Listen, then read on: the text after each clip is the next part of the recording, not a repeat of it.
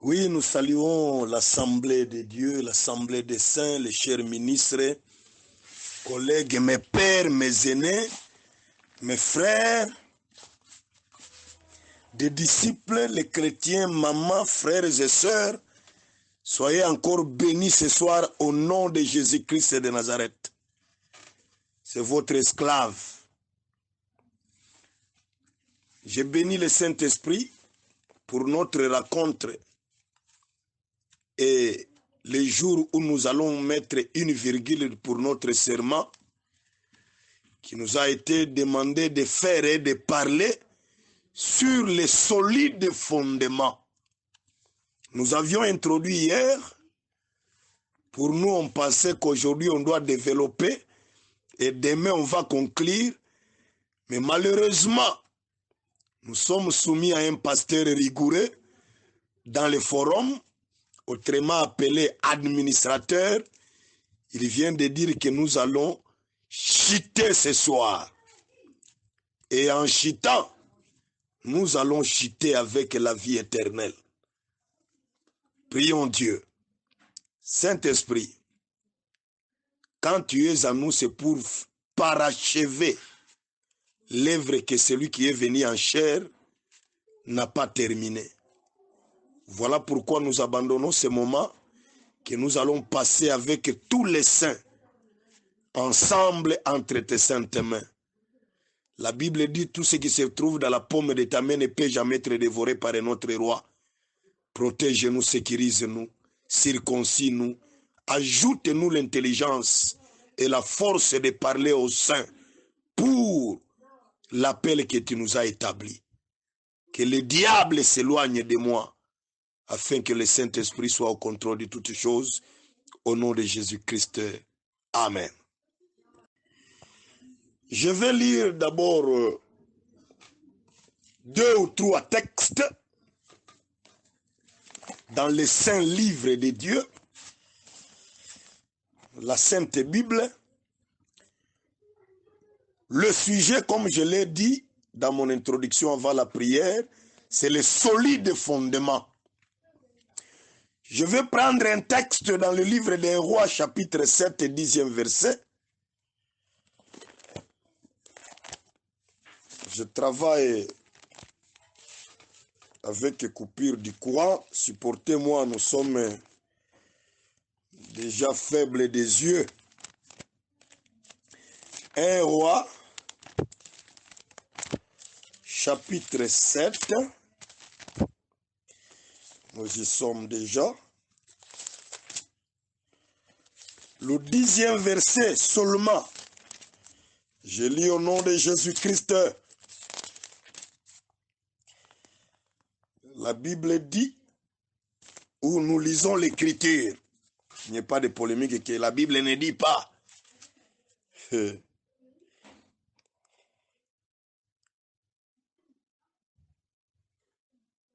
1 Roi 7, 10.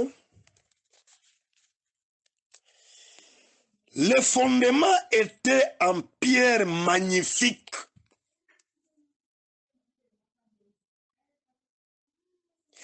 Et de grandes dimensions. En pierre de 10 coudées et en pierre de 8 coudées. Au-dessus, il y avait encore de magnifiques pierres taillées d'après des mesures et du bois de cèdre. Je prends encore le livre d'Exode 20 et 25.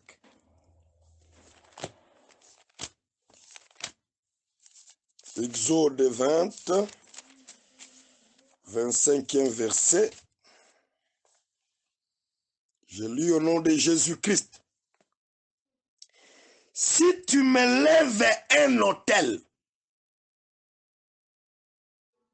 de pierre, tu ne le bâtiras point en pierre taillée. Car en passant ton ciseau sur la pierre, tu la profanerais. Que le Saint-Esprit ajoute les explications. Nous avions lu le premier texte bien-aimé dans le Seigneur, dans le livre des Rois 7 et 10. La Bible nous dit, le fondement qu'on a établi avait des pierres magnifiques. Autrement dit, toute pierre qui est cachée, foncée, construite dans les fondements, quelle que soit sa couleur, on a appelé ça une pierre magnifique. C'est-à-dire, quelle que soit la dose, le poids, la souffrance d'une règle doctrinale, chez nous les saints, cette règle reste magnifique. C'est une parole comme pierre. Maintenant, la Bible dit, il y avait des catégories de pierres magnifiques. Il y avait les pierres de 10 coudées et il y avait les pierres de 8 coudées qui constituaient le fondement. Je ne suis pas docteur, moi. Je suis mes 2 pieds sur la terre comme apôtre. Si nous regardons, lorsqu'on parle de pierres de 10 coudées ou de 10 mètres dans le langage actuel, nous voyons un peuple qui a reçu un commandement à 10. C'est Israël. En Israël, Israël était dirigé par la loi. C'est-à-dire le chiffre 10 peut symboliser cette loi qui le dirigeait. Pas seulement la loi. Israël était aussi dirigé par les prophètes. C'est-à-dire le chiffre 10 peut symboliser aussi les prophètes de l'ancienne alliance. Ah, j'ai raison de le dire.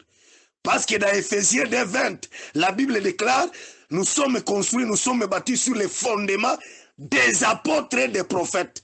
Même si ces prophètes sont les prophètes de Jésus-Christ, mais il y a aussi les prophètes dans l'état mosaïque.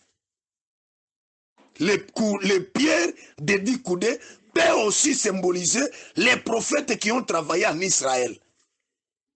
Les pierres de 8 coudées, moi je prends le chiffre 8 ici, pas par rapport à un chiffre qui vient après 7, mais par rapport à la circoncision. Parce qu'en Israël, l'enfant, quand il atteint le 8e jour, on doit l'amener pour le circoncire. Voilà, l'enfant comme une pierre, être taillé comme la circoncision. Nous voyons directement que les pierres de chiffre 8 typifient les apôtres, la nouvelle alliance, où les gens sont nés de nouveau. Et là, nous comprenons que les fondements qui avaient les 10 pieds, les pierres de 10 coudées et les pierres de 8 coudées n'est rien autre que les fondements des apôtres et des prophètes. C'est une couleur, comme le dit toujours mon ami. Maintenant, la Bible nous dit, lorsqu'on construit les fondements, on bâtit les fondements avec les pierres de 10 ou de 8 coudées, je suis allé consulter la Bible dans le livre d'Exode 20-25. La Bible dit, lorsque vous allez construire un hôtel qui est l'image des fondements, solide fondements, attention, récupérez les pierres dans le sens naturel de la pierre, sans être taillé, que les ciseaux ne passent pas sur la pierre qui va constituer ou qui est constituée une pierre de l'autel. Autrement dit, cet autel, c'est la doctrine, c'est le solide fondement. Les pierres qui sont sur l'autel, qui ne sont pas passées par les ciseaux, c'est les paroles et les règles doctrinales qui sont immodifiables, quelle que soit la souffrance. Parce que l'apôtre Paul, dans d'autres versions, il dit, les derniers jours, par la démangeaison d'entendre des choses agréables, les gens ne supporteront pas la saine doctrine. Là, c'est Louis II. Quand vous consultez un autre écrivain, il vous dira, les gens ne souffriront pas de la saine doctrine. C'est-à-dire, la saine doctrine, c'est aussi une souffrance. J'aime ça. C'est aussi une souffrance. Et les pierres ou les règles doctrinales sont immodifiables, quel que soit le porteur de ciseaux. Lorsque vous arrivez sur une pierre qu'on doit utiliser, qui a été utilisée sur l'autel, ton ciseau n'a rien à faire comme modification. On a dit, ne tressez pas les cheveux, ne tressez pas les cheveux. C'est antidoctrinal. On a dit, ne portez pas de bijoux, ne portez pas de bijoux. C'est antidoctrinal. On a dit, le port de bagues dans les mariages, antidoctrinal. Ça n'a pas un soubassement. Les longs cheveux, c'est antidoctrinal. Je ne saurais pas lire toutes les écritures. Si les longs cheveux a été interdit, la barbe aussi, dans la doctrine, ce sont des cheveux. Mais aujourd'hui, vous trouverez des ministres, de la même manière, Joseph Kabila a laissé de longues barbes, et vous trouvez des prophètes et des docteurs avec des longues barbes comme John Maranga. Les gens de quoi? On les appelle comment? Les postolos, dans l'évangile éternel. Un ministre m'en a même parlé, non, le frère n'a pas de longs cheveux, mais il a beaucoup de cheveux. Chez nous en Afrique, excusez-moi de citer le continent, chez nous en Afrique, quiconque a beaucoup de cheveux, ces cheveux-là sont déjà longs. C'est antidoctrinal. Ne taillez pas la pierre de l'autel, chers ministres, chers frères et sœurs. La masturbation, c'est antidoctrinal. Un péché.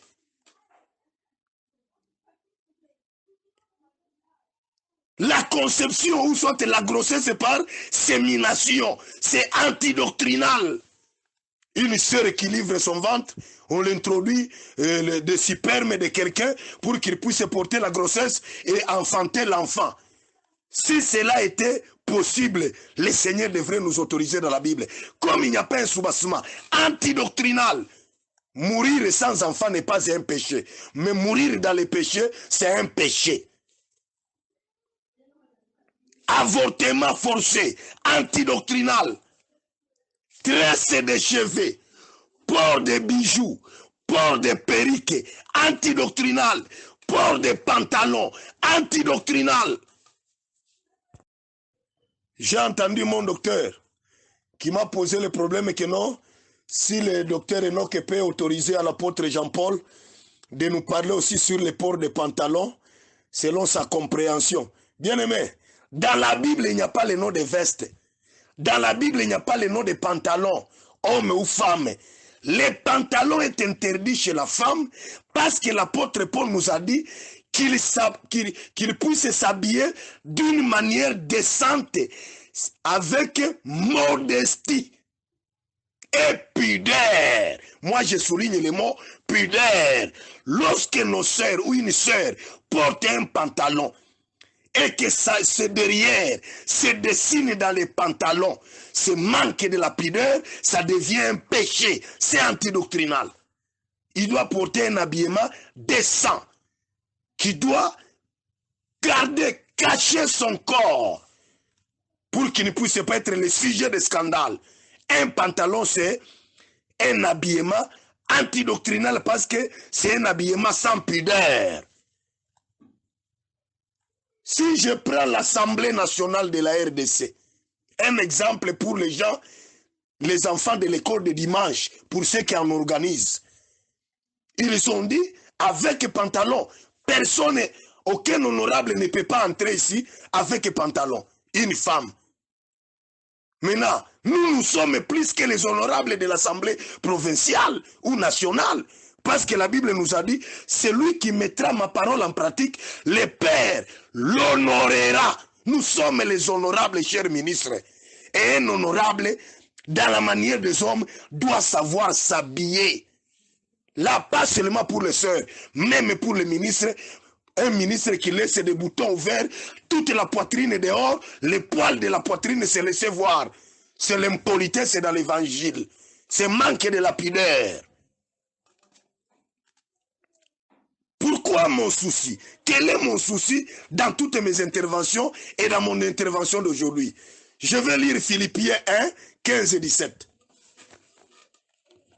Oh, que Dieu nous aide. Philippiens 1, 15 et 17, je lis au nom de Jésus-Christ. Quelques-uns, il est vrai, prêchent Christ par envie et par l'esprit de dispute, mais d'autres le prêchent avec la disposition bienveillante. Ceux-ci, c'est-à-dire ceux qui prêchent avec la disposition bienveillante, agissent par amour, sachant que je suis établi pour la défense de l'évangile. Ah, je bénis Dieu pour ça. Sachant que j'ai été établi apôtre, moi Jean-Paul, pas pour défendre un homme, pas pour défendre un peuple quelconque, pas pour défendre un père quelconque, mais ma défense, c'est envers l'évangile. Tandis que ceux-là qui prêchent par dispute, animés d'un esprit de dispute, annoncent Christ dans des intentions qui ne sont pas pures et avec la pensée de susciter quelques afflictions dans mes liens. Frère, tel que moi je suis établi, je suis dans les liens et les chaînes qui me nouent. J'ai été esclave des péchés. Le Saint-Esprit m'a délivré. Aujourd'hui, je suis devenu esclave de la saine doctrine. Ne pas appliquer la saine doctrine. Vous dérangez mes liens. Ne pas respecter les normes doctrinales, c'est déranger mes chaînes. Et je n'accepterai jamais. Les pierres de l'autel sont immodifiables. Les règles doctrinales sont immodifiables. Bien-aimés dans le Seigneur, pourquoi modifier? Pour quel avantage?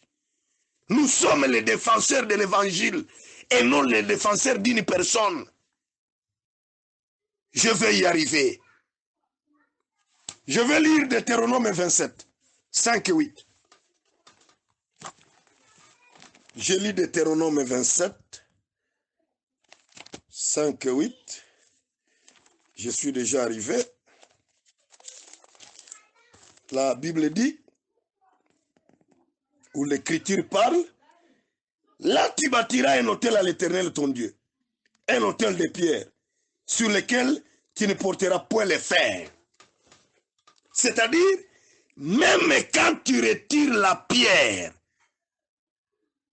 pour venir construire l'autel, tu vas la retirer avec les mains, pas avec les fers. Pourquoi? Les fers étant un instrument méchant, risque d'abîmer une forme de la pierre de l'autel.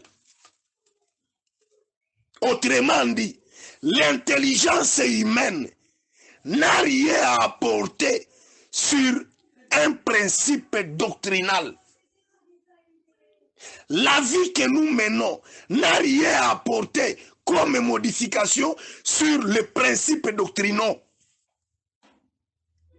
Nous devons les prendre dans la Bible, les prêcher les prendre dans les épîtres, les prêcher dans l'assemblée, les prêcher au sein, tel que les apôtres et les prophètes nous ont recommandé. Ne révélez pas les points doctrinaux. N'interprétez pas les principes doctrinaux. Il reste tel que les apôtres nous les avaient donnés et nous devons les appliquer. Christ, ce n'est pas seulement les dollars quand on vous donne la dîme, là vous êtes content. Christ aussi, c'est souffrir dans la parole, c'est souffrir grâce à l'évangile. Pas comme un bandit, mais à cause du Christ. Si vous souffrez, votre récompense sera grande. Et parmi les grandes récompenses, c'est l'enlèvement. C'est l'enlèvement, mes frères. Voilà les soucis qui nous animent. C'est pour que tout le monde soit sauvé, y compris moi-même Jean-Paul. Je fais un effort de ne pas régresser, de ne pas tomber. C'est pourquoi nous sommes en train d'assujettir notre corps. Les besoins sont là, créés par le diable. Mais nous sommes en train de faire un bon combat. Les combats spirituels que les autres disent, combat spirituel, ça ne peut pas se faire d'abord dans l'église. Ça doit se faire dans mon corps. Et si l'autel qui doit être construit avec les pierres non taillées, que nous appelons la saine doctrine, la doctrine de Christ, la doctrine des apôtres, l'enseignement des apôtres. Que je lise les textes, frères. Aujourd'hui, je vais beaucoup lire, parce que c'est intéressant. 1 Timothée 6, 3, 7.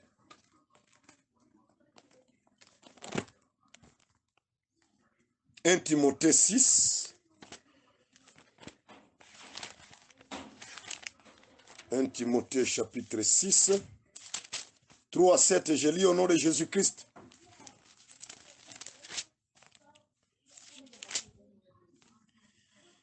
Si quelqu'un enseigne des fausses doctrines, c'est-à-dire il a commencé à tailler les pierres de l'autel, et ne s'attache pas aux saines paroles de notre Seigneur Jésus-Christ et à la doctrine qui est selon la piété, pas une doctrine verbale, elle est accompagnée de la piété. Il en est gonflé d'orgueil. Il ne sait rien. Il a la maladie de questions oiseuses et de disputes des mots. D'où naissent l'envie, les querelles, les calomnies, les mauvais soupçons, les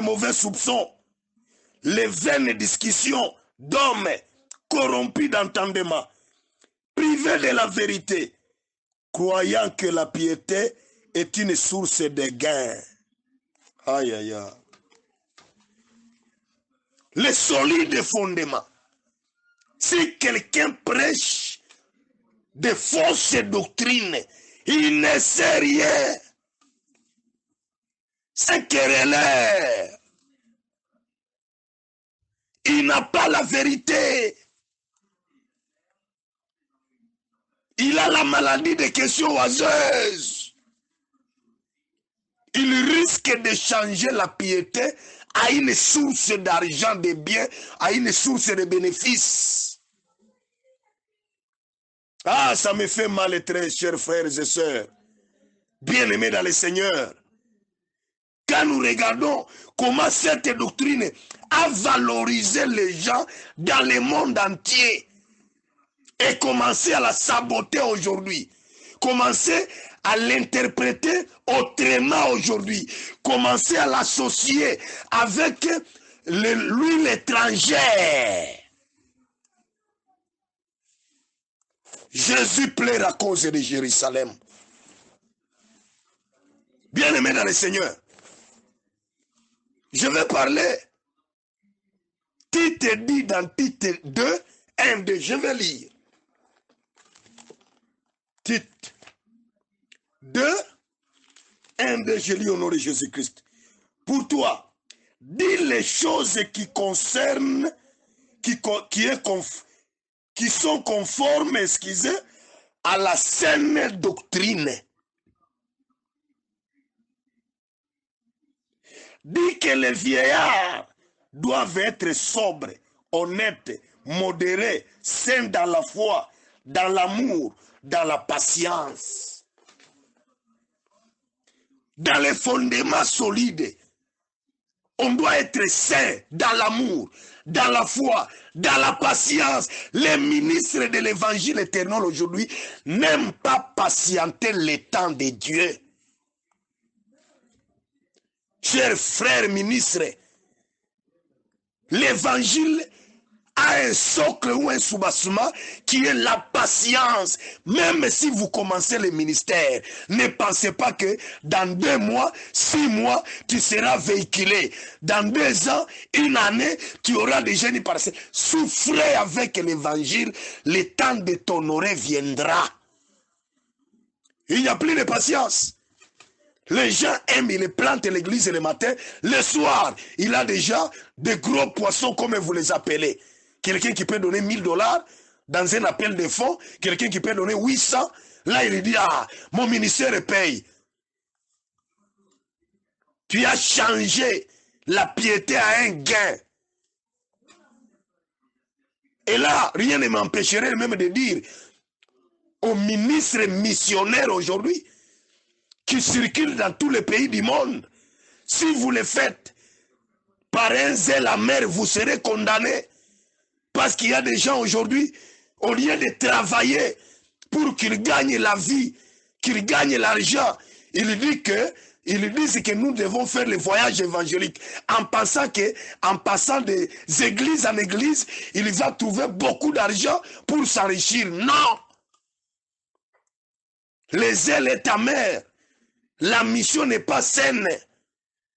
Tout ce qu'on doit faire, nous devons le faire avec patience, avec amour. Qui ne souffre pas ne se réjouit jamais. C'est un principe que j'ai déjà pris dans mon ministère.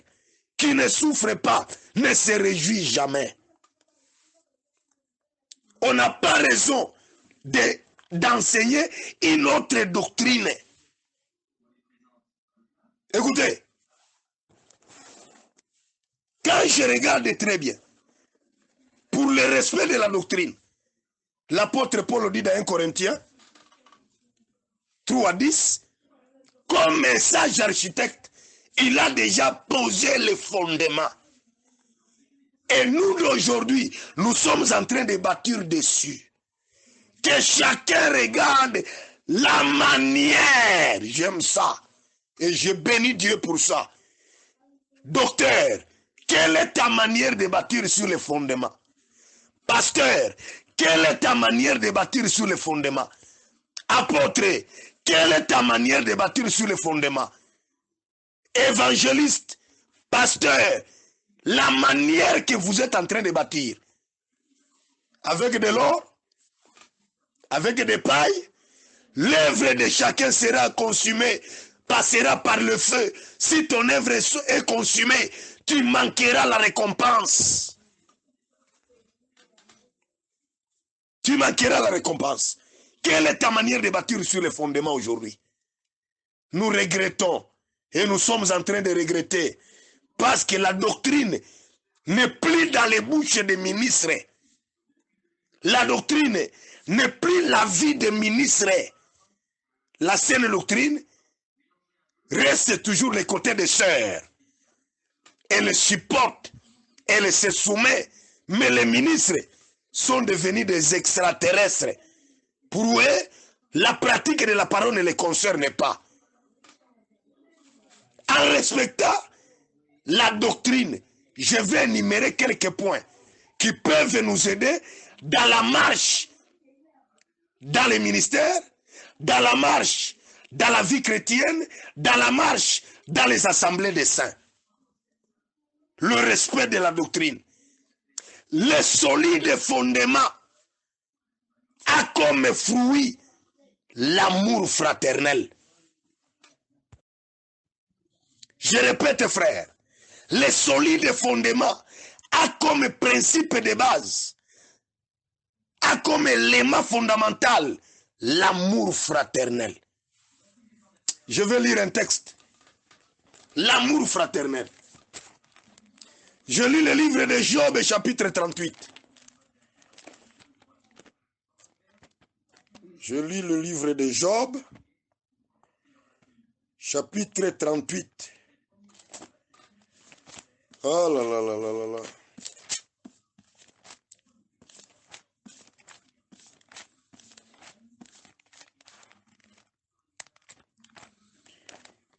Je dois prendre le frère Job.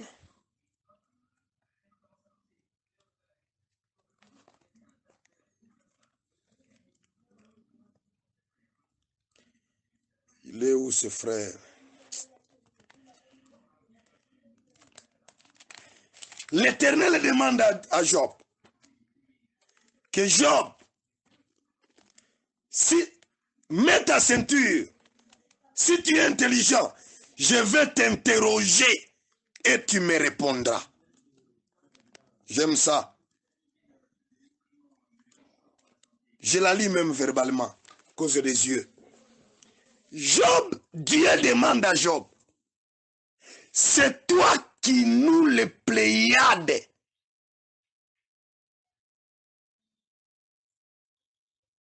C'est toi qui nous et qui met le... Mon téléphone. Je risque de mentir à l'écriture au lieu que je puisse la lire convenablement. Parce que mauvaise lecture aussi va produire la mauvaise interprétation. Je sais qu'il y a des ministres qui sont très forts, qui attendent qu'il y ait une erreur pour dire « Ya, il a fait ceci ». Que je lise et tolérez-moi mes frères.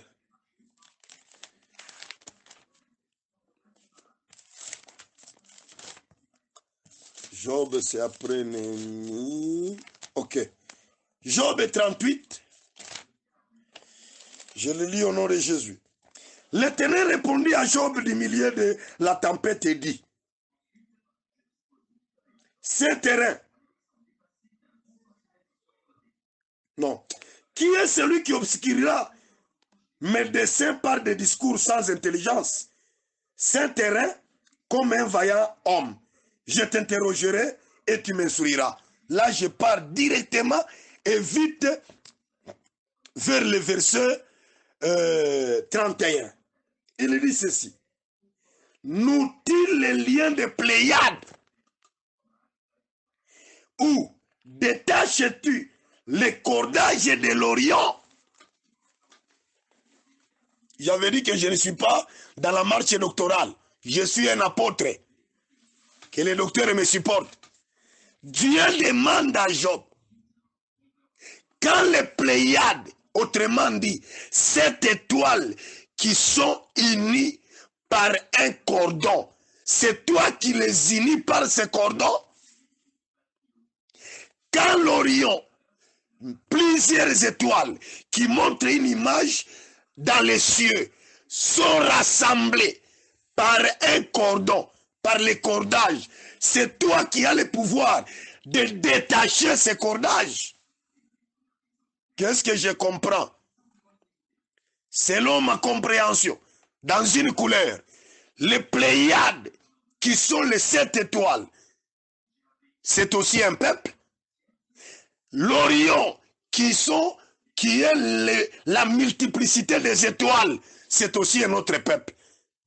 Là, je vois Israël comme Pléiade et je vois les nations comme Orion. Ça, c'est une couleur que j'ai prise. Maintenant, dans tout, et que ça soit dans les Pléiades, et que ça soit dans l'Orion, suivez là où je vais vous amener. Il y a les cordons qui les unissent. D'une manière révélationnelle. Les cordons qui nous unissent aujourd'hui, c'est la vérité, c'est la parole de la vérité. Mais dans le sujet doctrinal, les cordons qui nous unissent aujourd'hui, c'est l'amour fraternel. Quand on parle des étoiles, vous allez regarder dans 1 Corinthiens 15, 40, 41, on parle, il y a des différents corps. Les autres sont des soleils, la lune, des étoiles, et même les étoiles se diffèrent par éclat. C'est-à-dire, qui dit étoile, voit les gens, voit les hommes, voit un peuple. Pléiade représente Israël, peuple de 7. Orion représente les nations, plusieurs, le nombre est limité. Maintenant, ils sont unis par les cordons dans les solides fondements.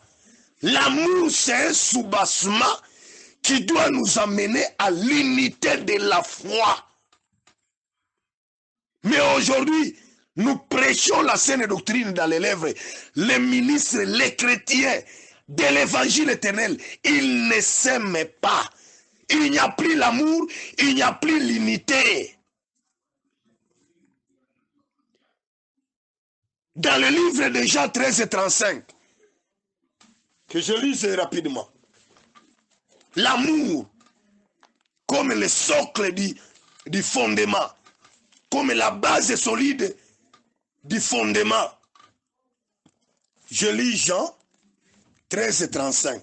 Si vous me voyez très rapide là, j'ai beaucoup de points à développer et je cherche à les terminer parce qu'aujourd'hui, je dois mettre une virgule. Jean 13, 35.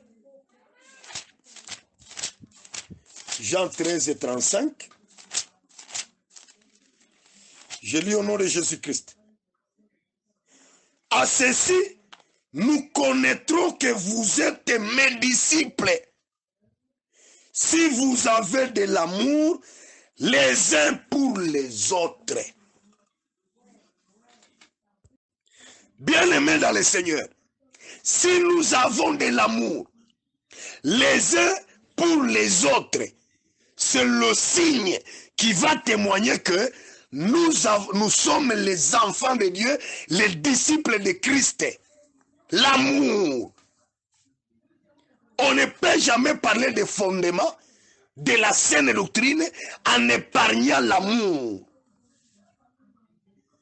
Voilà pourquoi Tamar, quand elle a compris que il faut que je sois caractérisé par l'amour, lorsque elle a demandé au roi, Juda, si tu me connais, que me donneras-tu? Le roi dit, je t'enverrai un chevreau. Il dit, en attendant le chevreau, qu'est-ce que tu dois me donner comme gage? Il a cité 3. Le roi lui-même ne savait pas ce qu'il doit lui donner. Là, l'important, c'est de la prière. Tamar a dit, donne-moi les seaux, les bâtons et les cordons. Les seaux comme le Saint-Esprit, que nous devons en avoir.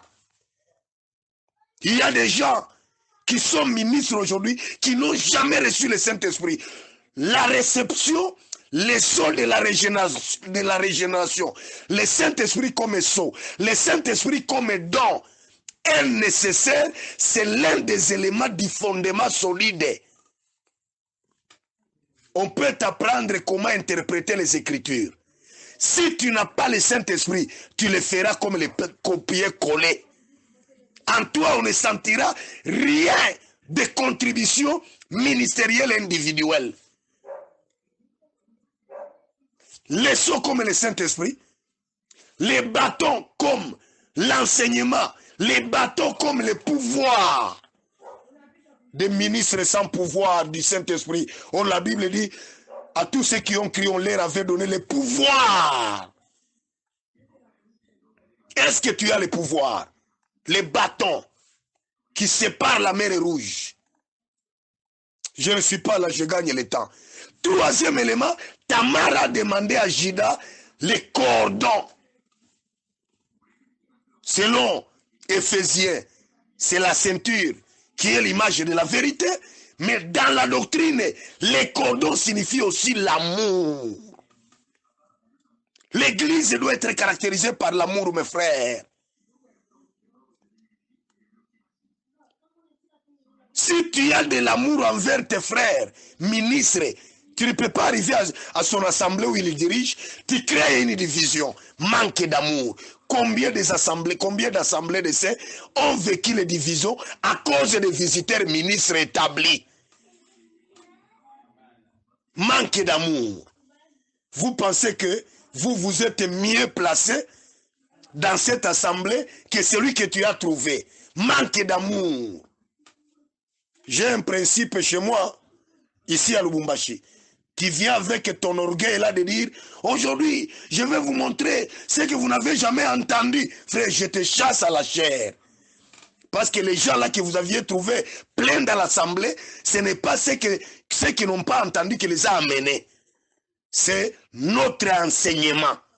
Et quand tu arrives dans une assemblée où tu es visiteur, sois poli et respecte celui que tu as trouvé là-bas ou ceux à qui tu as trouvé là-bas. Tu n'es pas le plus meilleur. Le plus meilleur, c'est le Saint-Esprit. Manque d'amour. Il y a aujourd'hui des divisions. Il y a d'empoisonnement. Manque d'amour. Il y a de la haine. Quelqu'un m'a écrit sur une box et il me dit, il faut avoir de l'amour avec nos pères. Qui vous a dit que moi, Jean-Paul, je n'ai pas l'amour envers les pères? L'amour pousse à dire la vérité à ton frère. Ne soyez pas hypocrite. L'amour doit te pousser à dire la vérité. Bien-aimé, qu'on ne se cache pas les voiles, qu'on ne se cache pas la face plutôt. Nous devons avoir les soucis. Quand une bêtise se commet au sein des ministres, l'amour c'est le sanctionner. L'amour c'est lui dire la vérité. Je vais vous prendre un exemple de ce vieux Callot. Je le cite le nom même si vous refusez de le citer. Je vous donne son exemple à lui. Qui lui reconnaît là où le Seigneur l'avait tiré. Aujourd'hui, Callot a visité presque le monde entier à cause de l'évangile.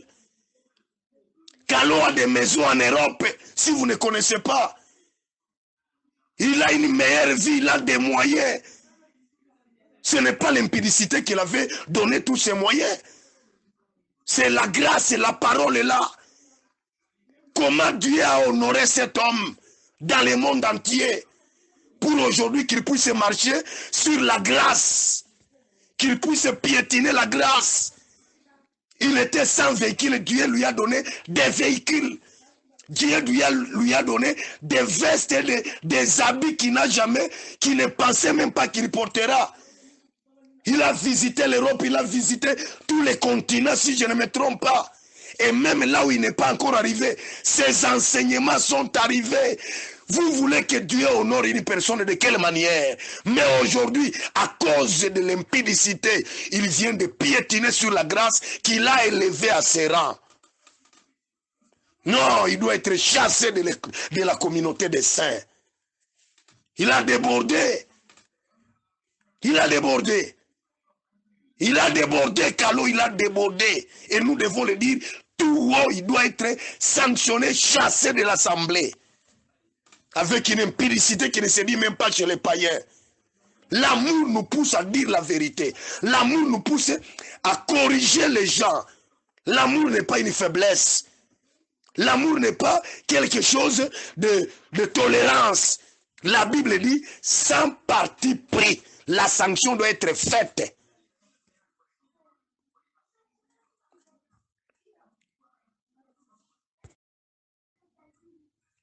Là où il y a les fondements, les solides fondements, il y a aussi la liberté ministérielle. Je vais parler sur ça. Parce que ça crée des scandales aujourd'hui et de sérieux problèmes. Dans les solides fondements, il y a aussi ce que moi, Jean-Paul, j'appelle la liberté ministérielle. Écoutez-moi, vous les saints ministres. Quelle que soit la personne qui t'a mis les mains, quelle que soit la personne qui t'avait établi ministre, écoutez-moi et que cet audio puisse circuler partout dans l'oreille des ministres consacrés. Imposez les mains. Dès que tu es consacré, tu deviens serviteur du Saint-Esprit. Il y a une liberté qui doit te caractériser. On ne refuse pas les conseils des aînés.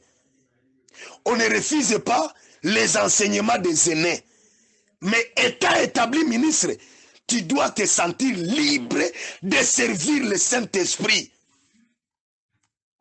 Comme je les ai dit, peut-être c'est une folie que les autres ne supporteront pas. Moi, je ne suis pas ministre de Dieu. Moi, je ne suis pas ministre de Jésus. Moi, je suis ministre du Saint-Esprit. Parce que dans Acte 13, la Bible dit, l'Esprit a dit expressement, mettez-moi à part. Celui qui a choisi Pierre, c'est Jésus. Pierre était ministre de Jésus. Mais celui qui nous a établis, nous, c'est le Saint-Esprit qui nous a mis à part. Et nous devons le craindre, l'obéir, se soumettre au Saint-Esprit. Tu es libre lorsque tu as reçu l'imposition des mains. Ne soyez pas esclaves des hommes. La Bible dit, il nous a appelés pour la liberté. Le respect envers les aînés, nous devons les respecter. Le respect envers les pères, nous devons les respecter. Mais une fois consacré, tu es indépendant. Voyez les églises aujourd'hui, comme l'a dit un apôtre que j'avais écouté, c'est l'apôtre Kassoaï, que les églises sont prises en otage. Jean-Paul a implanté une église à Likasi. Il veut que les ministres qui est déjà établi là-bas puissent se soumettre à toutes ces bêtises. Non, une fois établi ministre et que tu diriges une église, dirigée dans l'autonomie et dans l'indépendance parce que tu es déjà ministre et tu es libre. Visiter l'église implantée n'est pas un péché. Mais corrompre la morale et le moral de celui qui dirige, parce que toi tu l'as imposé les mains, ça devient un dogme. Ça ne fait pas partie d'un fondement, d'un solide fondement, ni de la saine doctrine. Laissez les églises évoluer dans l'indépendance. Laissez les églises dirigées par le Saint-Esprit. Petit à petit, vous commencerez à demander même les rapports, comme on le fait dans 30e. Chaque fin du mois, $50 par rapport à ce qui est entré dans l'Assemblée.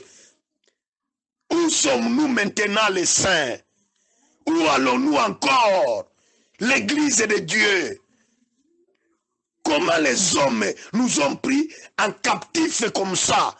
Et tu es déjà ministre. Tu as même peur de dire le mal là où il faut dire le mal. Moi, tu viens ici à Lubumbashi, dans mon assemblée. Tu pêches dans l'impudicité. Avant que ton pasteur, avant que ton apôtre de Kinshasa ou ton docteur de Kinshasa soit saisi, je te livre entre les mains du diable. La liberté ministérielle. Il faut être libre, frère. Travailler avec l'appui du Saint-Esprit. Et non des mauvais conseils qui nous divisent. Nous sommes devenus des sectes aujourd'hui. Tout le monde. Je m'étonne quand quelqu'un a dit, non, tel frère n'est pas notre frère parce qu'il n'est pas de l'Assemblée des saints. Moi, je vais m'étonner. Où est l'Assemblée des saints aujourd'hui? Comme une communauté générale. Elle n'existe pas. Parce que Kalou avait son Assemblée des saints. Le prophète Jean-Ouli a son Assemblée des saints. L'apôtre Paul Colomoni a son Assemblée des saints. Tout le monde. J'ai vu l'apôtre Aimé. Il a écrit Assemblée des saints de la raconte. C'est son Assemblée des saints. C'est une autre communauté. C'est une autre église. Pourquoi tout cela est arrivé? À cause des dictatures des aînés. Ils veulent imposer même là où il n'y a pas imposé. Bien-aimé, notre base c'est l'évangile éternel. Je le répète aujourd'hui, ce n'est pas le nom la Assemblée des saints. La liberté, je souligne cela. Soyez libres dans l'exercice ministériel. Prêtez l'oreille aussi au Saint-Esprit. Malgré que le conseil des hommes aussi édifie et contribue dans l'évolution ministérielle.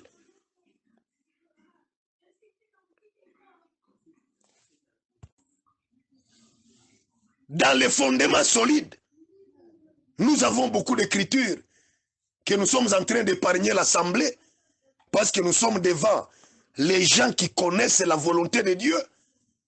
Dans les fondements solides, la crainte de Dieu, comme je l'ai dit hier, c'est le soubassement. La crainte de Dieu, elle doit nous caractériser. Je vais lire une écriture. 1 Thessaloniciens 4:3. 1 Thessaloniciens, chapitre 4.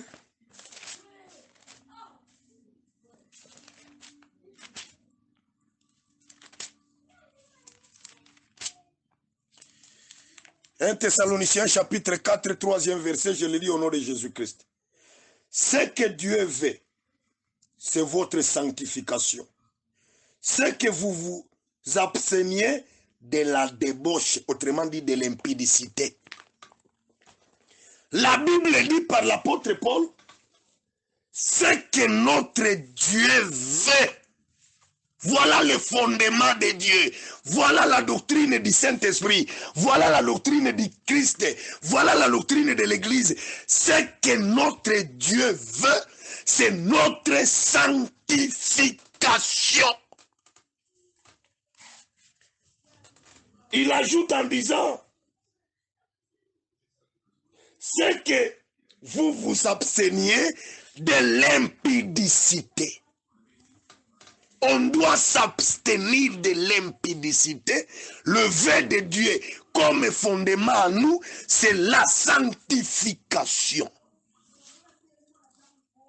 Quand je lis la Bible, dans le livre de Galates 5, 16 jusqu'à 21, vous connaissez tout ce qu'on a écrit sur les œuvres de la chair, des hommes charnels. Je vais la lire. Galates 5, 16 et je descends. Oh, ne soyez pas dans des forums en train de citer des gens qui ne sont pas là. Si je cite les gens et que toi tu es son fils, va lui donner cet audio qu'on t'a cité parce que tu as péché dans l'impudicité. On t'a cité parce que tu deviens poète de l'impudicité. Va lui dire. J'avais dit Galates.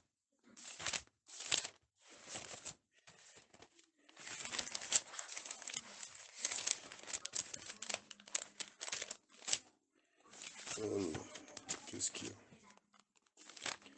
Je lis Galates.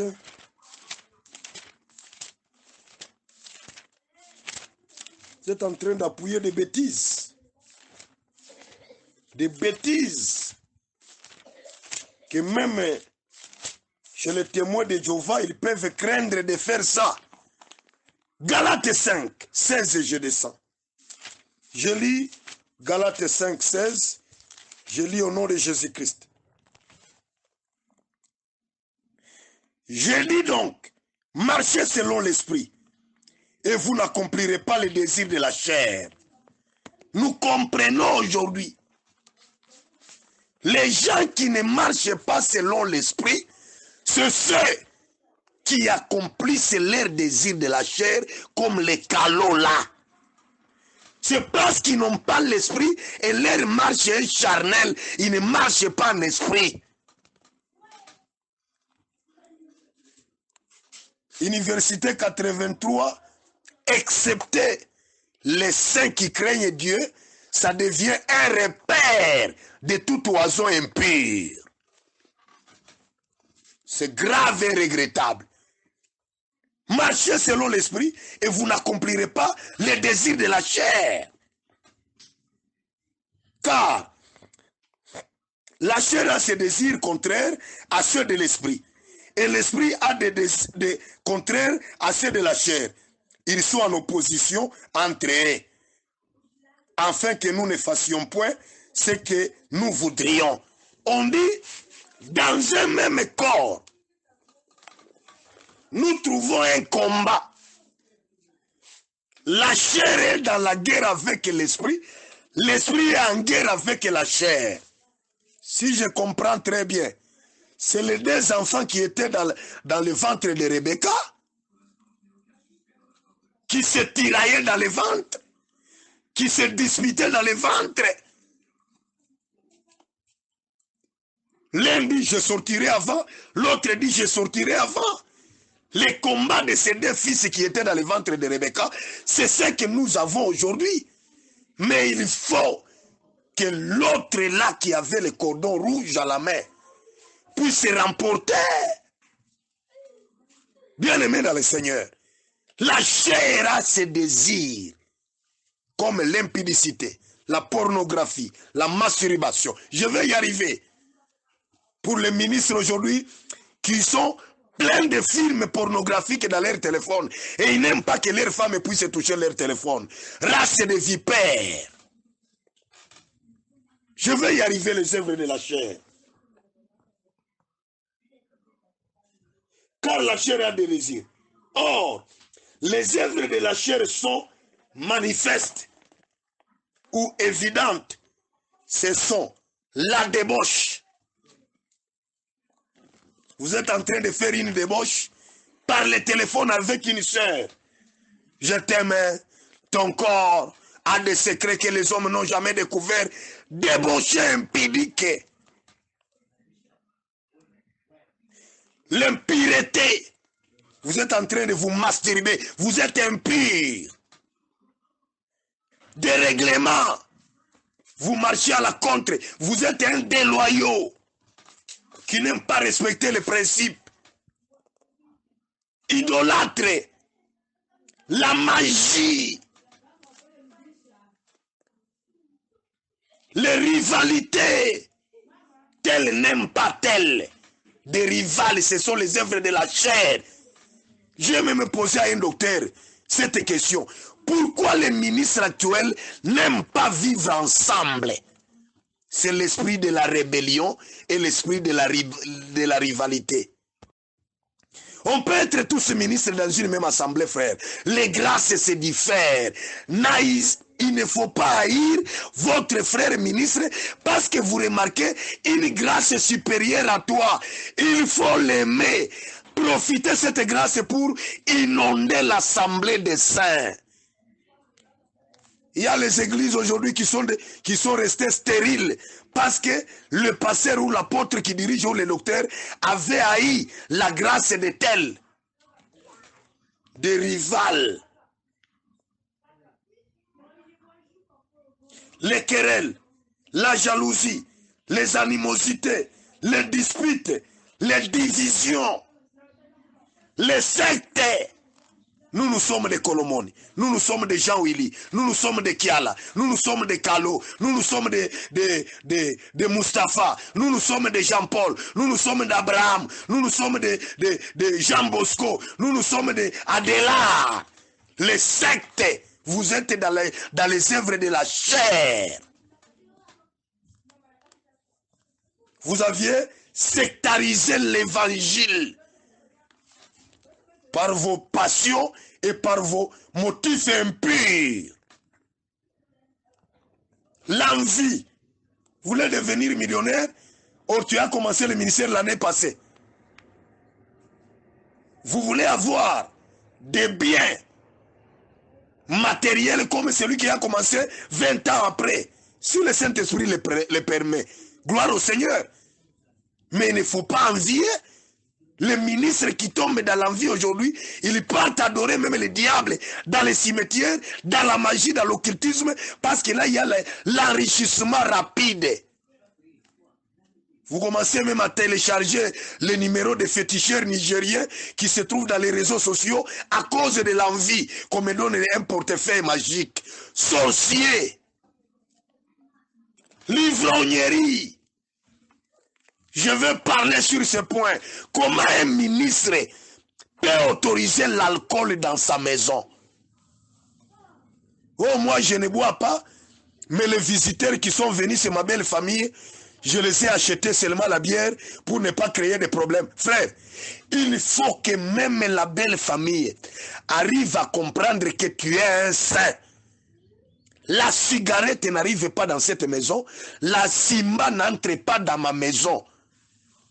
Même dans les mariages, Basengi, boisson alcoolique, soyez forts de convaincre, de le déclarer, je suis un saint. Dans mon mariage, je ne donne jamais dans ma dot la boisson alcoolique. Prenez l'argent, c'est fini. Oh non, tu dois nous amener 14 gaziers de la bière prémisse. Et un ministre qui se marie, il transporte la bière prémisse. Non, frère, c'est un bon moi qui le prend. On a demandé dans la belle famille. Les œuvres de la chair qui est charnelle. Vous connaissez, il y a le temps où on a interdit de manger la viande étouffée en Israël, même pour les étrangers qui demeuraient dans les maisons des enfants d'Israël. Tu es chez moi, tu n'as pas le droit de boire. Tu vas boire quand tu sortiras de ma parcelle. Quand tu rentreras chez toi. Tu es venu me visiter, même si tu es de la famille. Tu n'as pas besoin de prendre le whisky dans ma parcelle. Sinon, je te chasse. L'ivrognerie. Et aujourd'hui, il y a des ministres, au lieu de prendre la bière, ils prennent le whisky, ils les introduisent dans les coca. Vous les trouvez quelque part en train de prendre le coca, vous pensez que c'est un Coca-Cola, or c'est du whisky mélangé au coca. On a yasho na muneko na mutoka. Il est en train de suer. La sueur est partout. Vous pensez que quand il prêche comme ça, c'est l'onction du Saint-Esprit. Ce sont les noix d'Iamba, Aïchatia, Ndania Bilato. Il a introduit le chanvre dans les souliers. Et il a prêché avec onction, sous l'art ivrogne. Les excès de table. Vous trouvez un ministre, il perd même contrôle quand il mange. Surtout quand il voit des visiteurs. Frère, les manger c'est quoi? Vous vous énervez même à cause de manger. Ministre de la parole. C'est grave. Et les choses semblables. Il y a des choses semblables que nous devons aussi éviter. Parmi les choses semblables qu'on n'a pas citées là-bas, il y a la pornographie dans les téléphones, dans les réseaux sociaux. Sais-tu que tu es marié avec combien de femmes? Parfois on blague et on joue même avec votre intelligence. Tu vois seulement une dame dans les réseaux sociaux. Je m'appelle Brigitte, je suis au Canada. Je vais favoriser ta sortie de Kinshasa vers Canada à condition que tu m'aimes. Et tu as déjà aimé cette dame dans les réseaux sociaux. Or tu es déjà marié. Impudique. Les choses semblables. Tu cherches même à empoisonner un collègue ministre qui travaille avec toi. Les choses semblables. Tu commences à demander même des chèvres pour consacrer les ministres. Les choses semblables. Si on te donne action de grâce, oui, mais on ne force pas. Ce n'est pas un conditionnement, ce n'est pas une exigence. Les actions de grâce sont la volonté de celui qui a vu la grâce se manifester envers lui ou dans sa vie. Ce n'est pas un règlement pour dire non, avant, il faut une enveloppe de $800. Escroc, les choses semblables. Dans chaque ville, tu as une femme. Partout là où tu prêches. Toi, tu n'as jamais été marié. Et quand tu arrives dans cette église, tu as une fiancée. Tu arrives dans cette église, tu as une fiancée. Les choses semblables. Fils du diable, un homme charnel. Il y a des frères qui fument le chicha. Le chicha, c'est la cigarette des Chinois là. Des petites cigarettes là qui troublent même le cerveau de ceux qui les prennent. Vous les trouvez sur un arbre en train de fumer du chanvre. Pour que l'odeur ne puisse pas se propager dans la maison. Serviteur missionnaire, escroc, bandit mais armé. Les choses semblables. Pourquoi ces histoires? C'est parce que vous êtes animé par la chair. Et le solide fondement n'est pas manifeste dans vos vies. La doctrine, c'est une souffrance. Nous ne sommes pas venus en Christ seulement pour nous enrichir. Non, nous sommes venus aussi pour souffrir. Et aujourd'hui, les ministres n'aiment pas souffrir. Je lis, avant que je termine, Jean 7, 15 et 18.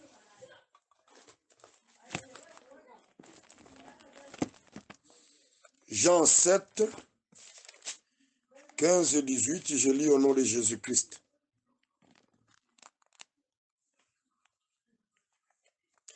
Les Juifs s'étonnaient disant, comment connaîtra-t-il les Écritures, lui qui n'a point étudié? Jésus leur répondit, ma doctrine n'est pas de moi, mais de celui qui m'avait envoyé. Si quelqu'un veut faire sa volonté, il connaîtra si ma doctrine est de Dieu. Oui, je parle de mon propre chef. Ou Ou, si je parle de mon propre chef, celui qui parle de son propre chef cherche sa propre gloire. Mais celui qui cherche la gloire de celui qui l'a envoyé, celui-là est vrai. Et il n'y a point d'injustice à lui. Bien-aimé, la doctrine ici ne vient pas des hommes.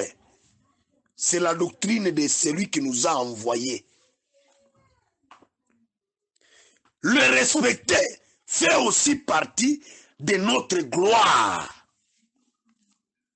Aujourd'hui, les ministres commencent à se fatiguer avec les solides fondements. Il y a un pasteur ou des pasteurs ou des apôtres que leurs femmes ont un don de chanter. Aujourd'hui, le fondement est changé. La sœur commence à faire chanter dans l'assemblée des saints. Nzambe malambo ambeli. La louange rassemble. Sœur Déborah va nous faire chanter. Nzambe malambo en caricature. La doctrine est de Dieu. Et nous devons la prêcher. Même si les gens s'étonnent d'elle, nous devons la soutenir. Regardez les aventuriers partout. Quelqu'un n'a reçu jamais le baptême. Il n'a jamais reçu l'imposition de main. Mais il circule le monde entier, de pays en pays, en s'appelant ministre. Je suis prophète, je suis apôtre, je suis évangéliste, je suis docteur, je suis pasteur. Non baptisé au nom de Jésus. C'est grave. Voilà la conséquence aujourd'hui. Des gens qui étaient non baptisés. Ils ne craindront jamais Dieu. Parce qu'il n'a pas reçu le baptême. Il n'a pas reçu la main des aînés. C'est difficile pour que le Saint-Esprit se communique avec un tel type. Il restera charnel jusqu'à sa mort. Ils sont parmi nous, mais ils ne sont pas les nôtres. Oh non, moi je ne vois pas l'impact ou l'importance de l'imposition des mains. Voilà maintenant, comme tu ne vois pas l'impact ou l'importance de l'imposition des mains, aujourd'hui, tu es victime de toutes sortes de péchés, L'imposition des mains comme solide fondement, base doctrinale, sauve, protège, guérit, communique un pouvoir dans quelqu'un. Maintenant, regardez les dangers. Je vais taper un bois sur les fourmis. Je sais que vous allez me critiquer, me murmurer. Celui qui t'a imposé les mains est un impudique d'origine. Là, j'aime que le ministre me réponde à cette question. Celui qui t'a imposé des mains, c'est un magicien. Je prends un exemple.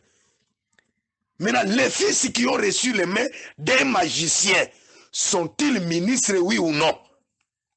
Je parle sur les solides fondements, la saine doctrine que nous prétendons prêcher tous. J'ai entendu mon prophète Jean-Willy que je bénis en passant parce que le courage qu'il a reçu, c'est rare de trouver chez les ministres à leur rang d'avoir ce courage de dénoncer le mal. Il a dit, le seul péché qu'il a commis dans son appel ministériel, c'est le fait d'imposer les mains par précipitation sans consulter le Saint-Esprit. Oui, c'est bien de reconnaître cela et le Saint-Esprit vous bénit pour cette déclaration. Maintenant, moi, je pose la question à tous les saints. Je ne demande pas au prophète Jean-Willy, je demande à tous les ministres. Maintenant, les ministres là, qui étaient imposés les mains par précipitation sans consulter le Saint-Esprit, sont-ils demeurés ministres ou ils doivent renoncer à ces ministères pour que leur père puisse les réimposer les mains? Parce que quand un père réclame comme ça, je crois, moi Jean-Paul, qu'il connaît même la liste de ces gens-là qu'il a imposé les mains par influence des hommes ou par précipitation. Maintenant, quel serait l'avenir de ces ministres qui ont reçu les noms? Papa, nous sommes dans la saine doctrine.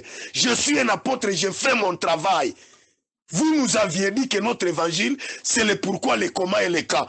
J'accepte ça. Maintenant, je vous demande, quel sera le sort de ces ministres qui ont reçu les mains sans consulter le Saint-Esprit?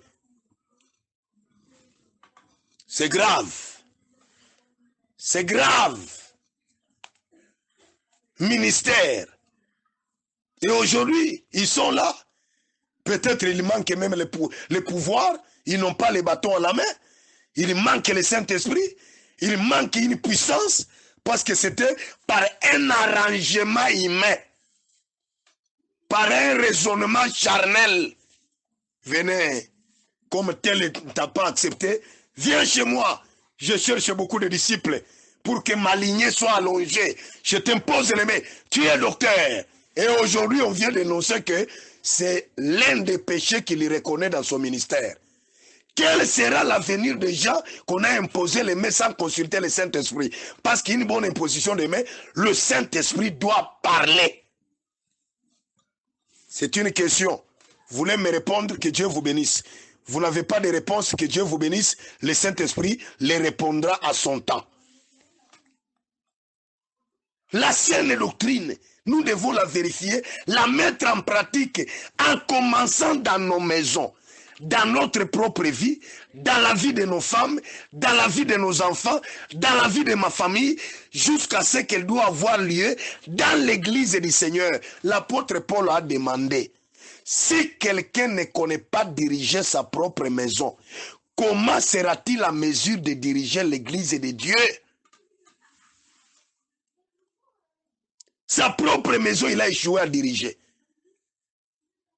Et puis vous voyez, j'ai toujours remarqué, ça c'est une remarque, je ne dis pas que j'ai trouvé ça dans l'écriture, j'ai toujours remarqué, quand un ministre se marie avec sa femme dans un village, et le Seigneur, le Saint-Esprit le fait la grâce d'aller vivre dans une ville, le ministre commence à voir sa femme ne vaut rien, il faut qu'elle trouve une femme adaptée dans cette ville-là.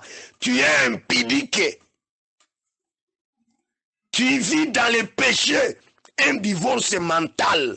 C'est un péché, c'est une fornication, c'est une impudicité, c'est de la débauche. J'ai beaucoup de choses à énumérer pour ce qui concerne le respect de la saine doctrine. Mais le temps nous manque.